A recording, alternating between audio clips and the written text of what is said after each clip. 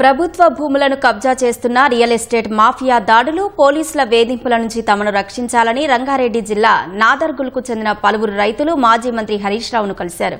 నాదర్గుల్ పరిధిలోని 613 survey number కాసుబాగ్ కంచెలో ఉన్న 373 ఎకరాల విలువైన ప్రభుత్వ భూముల్లోకి తమను రాకుండా వేధింపులకు గురి చేస్తున్నారంటూ బాధితులు తమ గోడు వెళ్లబోసుకున్నారు. రైతుల సమస్యలు విన్న హరీష్ రావు తక్షణమే ఉన్నతాధికారులకు ఫోన్ చేసి కబ్జాదారులపై కఠిన చర్యలు తీసుకోవాలని కోరారు. రంగారెడ్డి జిల్లా కలెక్టర్ నారాయణ రెడ్డి, సిపి సజ్జనర్, స్థానిక ఆర్డీఓ, ఎంఆర్ఓలకు స్వయంగా ఫోన్ చేసి మాట్లాడారు. ప్రభుత్వ సీలింగ్ భూములకు కలెక్టర్, ఆర్డీఓలే కస్టోడియన్లుగా ఉంటారని, అది ప్రభుత్వ భూమి అని సుప్రీంకోర్టుకు చెప్పి ఇప్పుడు ప్రైవేటు వాళ్లు కంచెలు వేస్తుంటే ఎందుకు మౌనంగా ఉన్నారని ప్రశ్నించారు. రైతులకు న్యాయం జరగని పక్షంలో తానే స్వయంగా బీఆర్ఎస్ పార్టీ బృందంతో నాదర్గుల్ భూములను సందర్శిస్తానని అధికారులకు హరీష్ రావు తెలిపారు.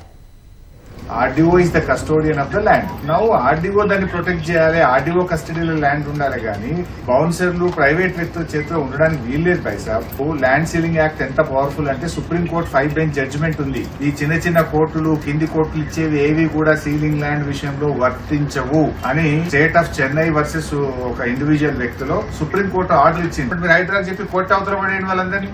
చెరువులకు చేపలు పట్టుకోవడానికి ముదిరాజులు పోరు, గూడికి గూడోలు పోనీయరు. నువ్వే వేసినవా లేదా సుప్రీంకోర్టులో గవర్నమెంట్ ల్యాండ్ అని? మరి ప్రైవేట్ వాళ్ళు ఆడ కబ్జా పెడుతుంటే మరి నువ్వు ఎందుకు సైలెంట్ ఉంటున్నావు? సుప్రీంకోర్టులో గవర్నమెంట్ ల్యాండ్ అని వేసేది నువ్వే, సంతకం పెట్టేది నువ్వే. ప్రైవేట్ వాళ్ళు లోపల గోడలు పెడుతుంటే, కబ్జాలు పెడుతుంటే, బౌన్సర్లను పెట్టి ప్రజల్ని కొట్టిస్తుంటే మాట్లాడకుండా ఉండేది నువ్వే.